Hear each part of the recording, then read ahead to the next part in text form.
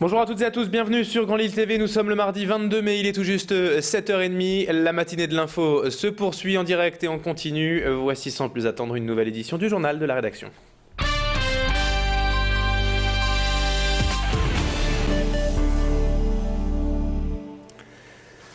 Et on démarre tout d'abord ce journal avec une conclusion, celle de la saison 2011-2012 de football et de Ligue 1. Le LOSC a donc terminé cet exercice à la 3e place et se qualifie ainsi pour les barrages de la Ligue des Champions. Le président Michel Sédou et l'entraîneur du club Rudy Garcia étaient tous deux au centre d'entraînement de Luchin hier pour une dernière conférence de presse. L'heure du bilan de cette saison pour les deux hommes forts du club qui ont jugé cette saison satisfaisante par rapport aux chiffres et aux statistiques. En termes de points, il s'agit, il est vrai, du deuxième meilleur résultat de l'histoire du club. Et l'essentiel était donc de se qualifier pour la Coupe d'Europe pour l'entrée dans le grand stade, comme l'a rappelé Michel Sédou hier, et qui se réjouit d'avance des futures retombées économiques pour le club et la métropole lilloise dans son ensemble. La reprise de l'entraînement a été fixée au 3 juillet et dès aujourd'hui les joueurs vont donc partir en vacances. On continuera prochainement de parler du LOSC côté transfert avec l'arrivée attendue de nouveaux joueurs. En attendant, écoutez Rudy Garcia hier pour la dernière conférence de presse de la saison à Luchin. Il fait le bilan de cette saison.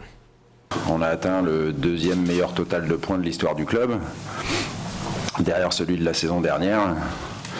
On est très très proche des stats de l'année dernière. La différence, c'est qu'il y a deux équipes qui ont couru plus vite que nous cette année. Mais on a marqué 72 buts, ce qui doit être, comme il y a 2 ans, l'année qui a précédé le titre. Je pense que la notion de spectacle, elle est quand même capital aujourd'hui. Quand vous aimez le football, quand vous venez au stade, c'est pour voir du jeu, des buts, et je pense que dans cet objectif-là, on a plutôt bien réussi. L'actualité du jour, c'est également le conseil municipal de Lille qui se tenait hier au Grand Carré de l'Hôtel de Ville. Avec un petit événement, le retour de Martine Aubry dans son fauteuil de maire. Après plusieurs semaines de campagne présidentielle dans son rôle de première secrétaire du PS, Martine Aubry était donc de retour hier au sein du conseil lillois pour le plus grand plaisir des conseillers municipaux. Elle devrait d'ailleurs rester jusqu'au terme de son mandat désormais. Et maintenant que l'on sait qu'elle n'occupera finalement pas de poste au gouvernement de Jean-Marc Ayrault, au cours de cette séance du conseil, hier, plusieurs sujets ont été abordés, notamment le projet d'aménagement du Champ de Mars, mais aussi l'approbation du programme local de l'habitat de Lille Métropole sur la période 2012-2018. Roger Vico, adjoint au maire en charge de la sécurité, est quant à lui revenu sur cette polémique actuellement concernant une application pour les smartphones qui permet à ses utilisateurs de payer des tournées dans les bars. Une irresponsabilité selon l'adjoint au maire, au micro de Christelle Dordain. C'est une application extrêmement étonnante puisque le principe en est de favoriser la consommation d'alcool, de favoriser les tournées de bars, les tournées de consommateurs avec des prix extrêmement réduits, voire au bout de quelques tournées, des tournées gratuites. Alors au moment où nous avons les pires difficultés à convaincre les consommateurs et notamment les jeunes des méfaits de la suralcoolisation, c'est une application qui, à mon sens, tombe au plus mauvais moment. Et dans le reste de l'actualité de ce mardi, on évoque à présent le procès du meurtrier présumé de Clélia qui s'est ouvert hier devant la cour d'assises du Nord à Douai. Après une première audience ratée en juin dernier, marquée par de violentes tensions entre les familles de l'accusé et de la victime, le procès avait été renvoyé à la demande de l'avocat de l'accusé, maître Éric Dupond-Moretti. Et dès les premières minutes, hier matin, de nouveaux signes de tension ont été ressentis entre le procureur de la République et l'avocat de la défense, mais heureusement rien n'a signalé cette fois entre les deux familles. Durant cette semaine de procès à Douai, la Cour devra déterminer si, oui ou non, l'accusé principal a bien tué Clélia une nuit de février 2008 à Lille. Car même si certains indices troublants laissent à penser qu'il est bel et bien le meurtrier, l'accusé nie farouchement les faits depuis maintenant 4 ans. Le procès devra également faire avec quelques insuffisances de l'instruction dévoilée en juin dernier. Le verdict en tout cas doit être rendu en fin de semaine. En attendant, écoutez les explications, le témoignage de la maman de Clélia, Carole Salomé, au micro de Macha Grunessani à Douai. Depuis ce matin, je trouve que le climat est beaucoup plus calme que la fois dernière. Et bon, ça me rassure un peu, parce que je pense que la vérité émergera d'autant plus.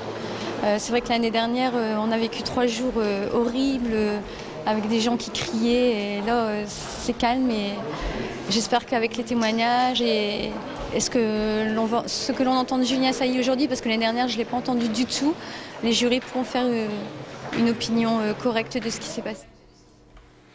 Alors on revient maintenant à Roubaix, une semaine après le très violent incendie de la tour Mermoz. C'est hier seulement que les dizaines d'habitants évacués de leur logement la semaine dernière ont pu retourner sur place pour récupérer quelques effets personnels.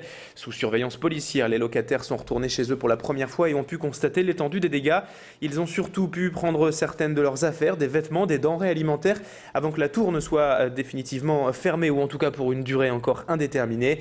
Hier, certains habitants de la tour ont constaté plus de 10 cm d'eau dans leur logement après l'intervention des pompiers, ainsi qu'une épaisse couche de suie noire recouvrant les murs de leur habitation.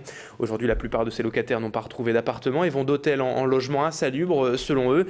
Écoutez quelques-uns de leurs témoignages hier au pied de la tour Mermoz, recueillis par Lucas Tostin. J'ai eu 5 jours d'hôtel. Ce soir, j'ai pas d'hôtel. On m'a donné un appartement à la tour là-bas, à la tour Berlioz. Et la tour Berlioz, elle est insalubre.